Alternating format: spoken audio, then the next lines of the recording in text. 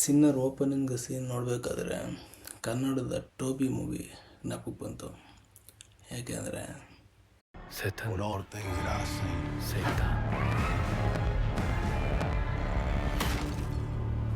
I never seen no ತಕ್ಷಣ ಗೊತ್ತಾಯಿತು ಸೈತಾನದೇ ಕಣ್ಣುಗಳಿಂದ. ಟೋಬಿಲ್ ಬರೋ ಓಪನಿಂಗ್ ಚರ್ಚ್ ಸೀನ್ ಮತ್ತು ಸಿನ್ನರ್ ಬರೋ ಓಪನಿಂಗ್ ಚರ್ಚ್ ಸೀನು ನನಗೆ ಯಾಕೋ ತುಂಬ ಸಿಮಿಲರ್ ಅನಿಸ್ತು. ಮತ್ತು ಮೂವಿ ಮುಗಿಯೋವರೆಗೂ ಮತ್ತೆ ಟೋಬಿನ ಹೋಗಿ ನೋಡಬೇಕು, ಆ ಸೀನ್ನ ಮತ್ತೆ ನೋಡಬೇಕು ಅನ್ನೋದು ಹಂಗೆ ತಲೆ ಹೊಡೆದೇ ಇತ್ತು. ಹಾಯ್ ಎವ್ರಿವನ್, ಆಸ್ಕರ್ಸ್ ಅನೌನ್ಸ್ ಆಗಿ ಹತ್ತತ್ರ ಒಂದು ವಾರ ಆಗ್ತಾ ಬಂತು. ಈ ಮೂವೀಸ್ ಎಲ್ಲ ನಾಮಿನೇಷನ್ಲಿದ್ವು. ನಾನಿಲ್ಲಿ ಈ ಮೂವೀಸ್ನ ರ್ಯಾಂಕ್ ಮಾಡೋಕ್ಕೋಗಲ್ಲ. ಯಾಕೆಂದರೆ ನಾನು ನೋಡಿರೋದು 3 ಮೂವಿ. ಮೊದಲನೇದು F1, 2 ಸಿನ್ನರ್ಸು, 3ನೇದು one battle after the another. ಮೊದಲನೇದಾಗಿ ಸಿನ್ನರ್ಸ್ ಬಗ್ಗೆ ಮಾತಾಡೋಣ. ಸಿನ್ನರ್ಸು ಈ ಮೂವಿ ರಿಲೀಸ್ ಆಗಿ ಹತ್ತತ್ರ 1 ವರ್ಷ ಆಗ್ತಾ ಬಂತು. ಮೂವಿ ಬಗ್ಗೆ ಒಳ್ಳೆ ರಿವ್ಯೂ ಇದ್ರೂ, ತುಂಬ ಜನ ಇದ್ರ ಬಗ್ಗೆ ಹೇಳಿದ್ರು, ಇನ್ಸ್ಟಾ ಫೀಡಲ್ಲಿ, ಫ್ಯಾನ್ ಪೇಜಸಲ್ಲಿ ಎಲ್ಲ ಕಡೆ ಸಿನ್ನರ್ಸ್ ಬಗ್ಗೆ ಕೇಳಿದ್ರು ಈ ಮೂವಿ ನಾನು ಥಿಯೇಟ್ರಿಗೆ ಹೋಗಲೇ ಇಲ್ಲ.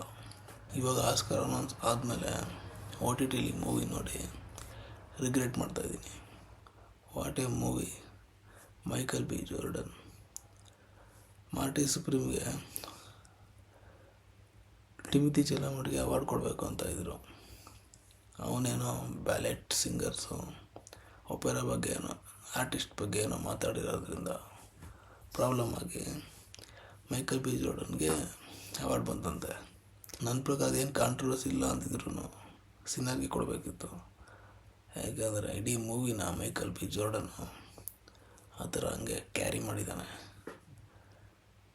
ನನಗಂತೂ ಸಿಕ್ಕಾಪಟ್ಟೆ ಇಷ್ಟ ಆಯಿತು ಸಿನ್ನರ್ಸು. ಮತ್ತೆ ಥಿಯೇಟ್ರಲ್ಲಿ ರಿಲೀಸ್ ಮಾಡಿದ್ದಾರೆ, ಹೋಗಬೇಕು. ಆದರೆ ಫಸ್ಟ್ ಟೈಮ್ ಥಿಯೇಟ್ರ್ ನೋಡೋ ಆ ಥ್ರಿಲ್ಲು ಸಿಗಲ್ಲ. ಈ ಮೂವಿ ನೋಡ್ತಿದ್ದಾಗ ನನಗೆ from dust till the Don ಅಂತ ಒಂದು ಮೂವಿ ಇದೆ, ಆ ಮೂವಿ ನೆನಪು ಬರ್ತಾಯಿತ್ತು. ಕ್ವಿಂಟನ್ ಟಾರಂಟಿನೋ ಸ್ಕ್ರೀನ್ ಪ್ಲೇ ಮಾಡಿರೋದು ಮತ್ತು ಒಂದು ರೋಲಲ್ಲಿ ಆ್ಯಕ್ಟ್ ಕೂಡ ಮಾಡಿದ್ದಾನೆ. ಆ ಮೂವಿನೂ ಇದೇ ಮೂವಿ ಥರ ಇರುತ್ತೆ, ಸೇಮ್ ಕಾನ್ಸೆಪ್ಟು. ಬಟ್ ಆ ಮೂವಿನ ತುಂಬ ಲೈಟಾಗಿ, ಸ್ಟೈಲಿಶ್ ಆಗಿ, ಕ್ವಿಂಟನ್ ಟಾರಂಟಿನೋ ಸ್ಟೈಲಲ್ಲಿ ಆ ಕಾನ್ವರ್ಸೇಷನ್ಸ್ ಎಲ್ಲ ಡೈಲಾಗ್ಸ್ ಮೂಲಕ ಕ್ಯಾರಿ ಮಾಡಿದ್ದಾರೆ. ಆದರೆ Sinners deeply rooted in philosophy. It talks about god and society also. ತುಂಬ ಇಂಟೆನ್ಸಾಗಿ ಮಾಡಿರೋ ಮೂವಿ ಸಿನ್ನರು. ಅದೇ ಕಾನ್ಸೆಪ್ಟ್ ಇಟ್ಕೊಂಡು ಈ ಥರ ಮಾಡಿದ್ದಾರೆ. ಬಟ್ ಕಂಪ್ಲೀಟಾಗಿ ಇದು ಮಾಡಿದ್ದಾರೆ ಅಂತಲ್ಲ, it is completely original script. But ಇದೇ ಥರನೇ ಆ ಮೂವಿನೂ ಇದೆ, ಸೇಮ್ ಹೋಟೆಲ್ಲು, ಅದೇ ಬ್ರದರ್ಸು, ಅದೇ ಅದರ್ ಥಿಂಗು ಎಲ್ಲ ಸೇಮ್ ಇದೆ. ಅದು ನನಗೆ ಒಂದು ಫ್ಲ್ಯಾಶ್ ಆಯಿತು. ಅದು ಬಿಟ್ಟರೆ ಇಡೀ ಮೂವಿಗೆ 4 ಅವಾರ್ಡ್ ಬಂದಿದೆ. Everything is so perfect. ನಾನಂತೂ ತುಂಬ ಎಂಜಾಯ್ ಮಾಡಿದೆ.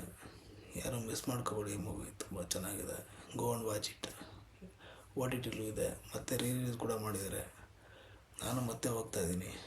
ಆದರೆ ಫಸ್ಟ್ ಟೈಮ್ ನೋಡೋ ಆ ಥ್ರಿಲ್ಲ ಮಿಸ್ ಮಾಡಿಕೊಂಡೆ ಅನ್ನೋದು ಮಾತ್ರ ಪಕ್ಕ. 2ನೇದು one battle after the another. ಈ ಮೂವಿನ ನಾನು ಸೋಲಿ ಡಿಕಾಪ್ರಿಯೋಗೋಸ್ಕರನೇ ಹೋಗಿದ್ದು. ಯಾವ ಡೈರೆಕ್ಟ್ರು ಏನು ಅಂತಲೇ ಗೊತ್ತಿಲ್ಲ. ಮೂವಿ ಈ ಥರದ ಒಂದು ಮೇಕಿಂಗಲ್ಲಿ ಇದೆ ಅಂತಲೇ ಗೊತ್ತಿರಲಿಲ್ಲ. ಸಡನ್ನಾಗಿ ಬುಕ್ ಮೈ ಶೋಲ್ಲಿ ನೋಡಿದ್ದು, ಹೋಗಿದ್ದು. ಬಟ್ ನಾನು ನನ್ನ ಫ್ರೆಂಡು ಥಿಯೇಟ್ರಲ್ಲಿ ಒಂದು ಹಾಲಿವುಡ್ ಮೂವಿ ನೋಡಿಕೊಂಡು ಇಷ್ಟು ಎಂಜಾಯ್ ಮಾಡಿದ್ದು ಲಾಂಗ್ ಟೈಮಲ್ಲಿ ಇದೇ ಮೂವಿನೇ, one battle after the another. ಸಿಕ್ಕಾಪಟ್ಟೆ ಎಂಜಾಯ್ ಮಾಡೋದು ಅವತ್ತು. ಡಿಕಾಪ್ರಿಯೋ ಕಾಮಿಡಿ, ಆ್ಯಕ್ಟಿಂಗು, ಮತ್ತು ಅದರ್ 2 ಆ್ಯಕ್ಟ್ರೆಸಸ್ಸು ಅವರು ತುಂಬ ಚೆನ್ನಾಗಿ ಮಾಡಿದ್ದಾರೆ. ಸೀನ್ ಪೆನ್ ಅಂತೂ ಸಿಕ್ಕಾಪಟ್ಟೆ ಏಟೆಡ್ ಬಂದ್ಬಿಡ್ತು ಕ್ಯಾರೆಕ್ಟರ್ ನೋಡಿ. ಇಂಟು ದ ವೈಲ್ಡ್ ಮೂವಿ ಮಾಡಿರೋ ಡೈರೆಕ್ಟ್ರು ಅದು ಬ್ಯಾಕ್ ಆಫ್ ದಿ ಮೈಂಡಲ್ಲಿ ಓಡ್ತಾನೆ ಐತೆ. ಬಟ್ ಆ ಕ್ಯಾರೆಕ್ಟ್ರನ್ನ ಹೇಟ್ ಮಾಡೋದು ಮಾತ್ರ ನಿಲ್ತಾನೆ ಇಲ್ಲ. ಅಷ್ಟು ಚೆನ್ನಾಗಿ ಆ್ಯಕ್ಟ್ ಮಾಡಿದ್ದಾನೆ ಸೀನ್ ಪೆನ್ನು. ಅವನಿಗೆ ಬೆಸ್ಟ್ ಸಪೋರ್ಟಿಂಗ್ ಆ್ಯಕ್ಟ್ರೆಸ್ ಈ ಮೂವಿ ಸಿಕ್ಕಿದೆ. Is really well deserved. ಈ ಮೂವಿಗೆ ಹತ್ತತ್ರ 6 ಅವಾರ್ಡ್ ಬಂದಿದ್ದಾವೆ, including best director, best adapted screenplay, ಮತ್ತು ಇನ್ನೂ 3 ಅವಾರ್ಡ್ ಬಂದಿದೆ. ಈ movie totally deserved all 6 Oscars. ಇನ್ನು ಕೊನೆಯದಾಗಿ F1. ಈ 2 ಮೂವಿ ಮಧ್ಯದಲ್ಲಿ ರಿಲೀಸ್ ಆಗಿದ್ದ ಮೂವಿ ಇದು. ಈ ಮೂವಿ ನಾನು ನೋಡೋಕ್ಕೆ ಮೈನ್ ರೀಸನ್ನು ಬ್ರಾಡ್ ಪಿಟ್.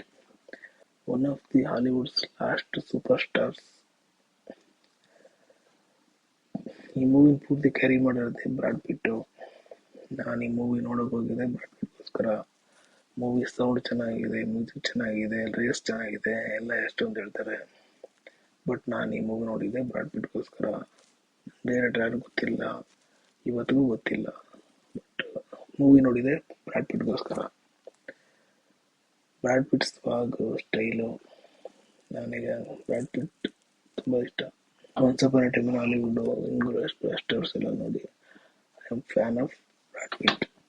ಈ F1 ಮೂವಿ ಹೆಂಗೆ ಅಂದರೆ, ಈ 90s ಅವರ ಮೇಕಿಂಗ್ ಆಲ್ಫಾ ಮೇಲಿದ್ರಲ್ಲ, ಅವರೆಲ್ಲ ಬಂದು ಈ ಪ್ರೊಕ್ರಾಸ್ಟಿನೇಷನ್ ಮಾಡೋ ಈ ಎಕ್ಸಿಕ್ಯೂಟಿವ್ಸ್ ತಲೆ ಮೇಲೆ ಹೊಡೆದು ಲೈಫ್ ಅಂದರೆ ಏನು, ಗೋಲ್ ಅಂದರೆ ಏನು, ಡಿಸಿಪ್ಲಿನ್ ಅಂದರೆ ಏನು, ಯಾವುದಕ್ಕೋಸ್ಕರ ಬದುಕಬೇಕು ಜೀವನದಲ್ಲಿ ಅಂತ ಹೇಳ್ಕೊಟ್ರ ಥರ ಇತ್ತು ಈ F1 ಮೂವಿ. ಅದೊಂದು ಮಾತ್ರ ಮರೆಯೋಕ್ಕೆ ಆಗಲ್ಲ. ಈ ಮೂವಿ ನೋಡಿ ಫಸ್ಟ್ ವಿಡಿಯೋ ಆಗ ಅಂದ್ಕೊಂಡಿದ್ದೆ, ಇನ್ನೂ ಮಾಡೋಕ್ಕಾಗಿಲ್ಲ. ಇನ್ನು ದಿನ ಬ್ರೇಕ್ ಡೌನ್ ಮಾಡ್ತೀನಿ.